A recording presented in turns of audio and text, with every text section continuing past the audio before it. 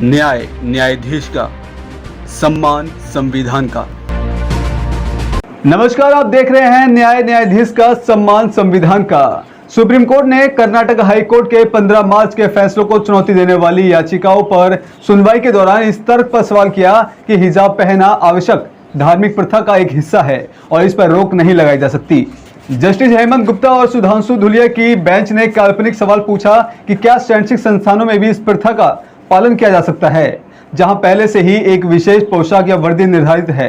Bench ने कहा कि आपके पास एक धार्मिक अधिकार हो सकता है और क्या आप उस अधिकार को एक शैक्षिक संस्थान से भीतर ले जा सकते हैं जहां एक वर्दी निर्धारित है। आप हिजाब या स्कार्फ पहनने के हकदार हो सकते हैं।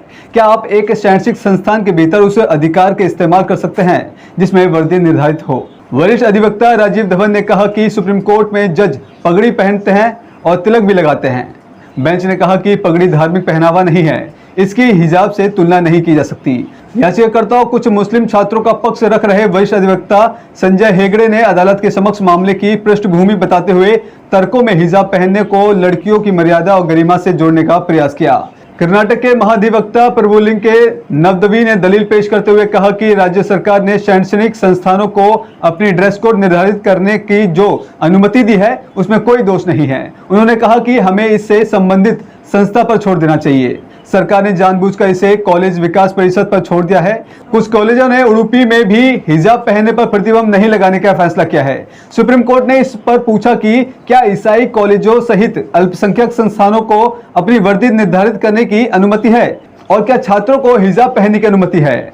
नवदगी ने कहा कि वह पता लगा सकते हैं, लेकिन उनकी जानकारी में उडुपी में कम से कम 2 कॉलेजों में हिजाब की अनुमति दी गई है। कर्नाटक की ओर से अतिरिक्त सॉलिसिटर जनरल KM नटराज ने भी तर्क दिया था कि कॉलेज में अनुशासन केवल एक मुद्दा था, लेकिन वे याचिकाकर्ता अनावश्यक रूप से इसका विस्तार करते हैं। उन्होंने कहा कि कोई धार्मिक प्रथाओं की आड़ में अनुशासन का उल्लंघन करना चाहता था। वकील हेगड़े ने पूछा कि ज्यादातर गर्ल्स कॉलेजों में सलवार कमीज और दुपट्टा पहनने के लिए निर्धारित है। पटियाला में सिर पर चुन्नी रखने की प्रथा का जिक्र करते हुए उन्होंने सवाल किया कि क्या आप बड़ी हो चुकी महिलाओं से कह सकते हैं कि आप अपने सिर पर चुन्नी नहीं रख सकते? क्या आप महिला की मर्यादा को नियंत्रित कर सकते हैं? याचिकाकर्ता के वकील हेगड़े ने आगे कहा कि कर्नाटक शिक्षा अधिनियम के नियम बनाने की शक्ति के तहत कार्यपालिका मौलिक अधिकारों का उल्लंघन नहीं कर सकती।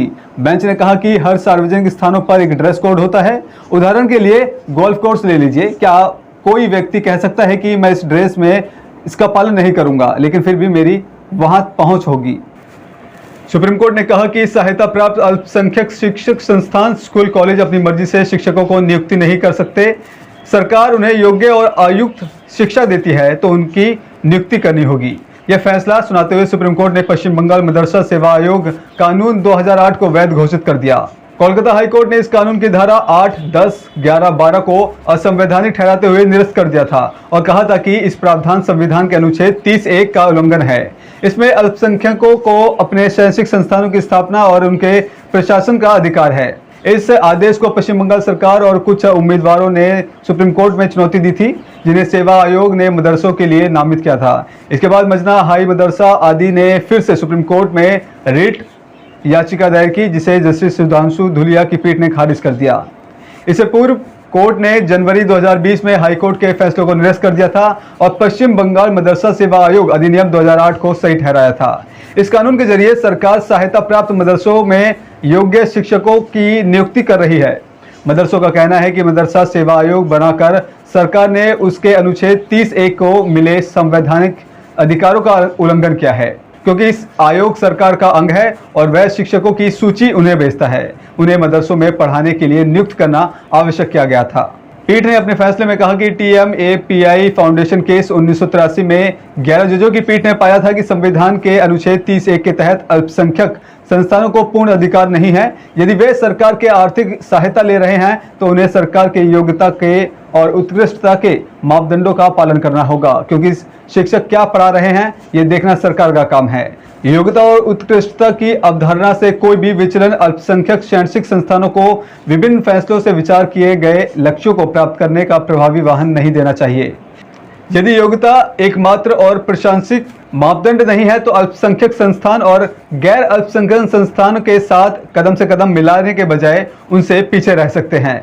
कोर्ट ने फैसले में कहा कि यदि अल्पसंख्यक संस्थान के पास नियामक व्यवस्था के तहत दिए गए उम्मीदवार की तुलना में बेहतर उम्मीदवार उपलब्ध है तो संस्थान निश्चित रूप से प्राधिकरण के उम्मीदवार को अस्वीकार कर सकता है। लेकिन यदि शिक्षा प्रदान करने के लिए आयोग द्वारा नामित व्यक्ति अन्यथा ज्यादा योग्य या उपयुक्त है तो अल्पसंख्यक संस्थान उसे अस्वीकार करके संस्थान को उत्कृष्टता प्राप्त करने का बाधक बनेगा। इस प्रकार ऐसी कोई भी अस्वीकृति संविधान के अनुच्छेद 30(1) के तहत संरक्षित आधारों को दायरे में नहीं लाता। कोर्ट ने कहा कि शिक्षकों गैर शिक्षकों की नियुक्ति करना अल्पसंख्यक संस्थानों के अधिकारों का उल्लंघन है। शिक्षकों का प्रशासनिक और अनुशासनात्मक नियंत्रण को संस्थानों के पास ही रहता है। अदालत ने यह भी कहा कि सेवा आयोग अधिनियम के प्रावधानों के अनुसरण में आयोग द्वारा किए गए सभी नामांकन योग्य और लागू करने योग्य है। अभी के लिए फिलहाल आप इजाजत दीजिए और देखते रहिए न्यायाधीश का सम्मान संविधान का। न्यायाधीश का सम्मान संविधान का।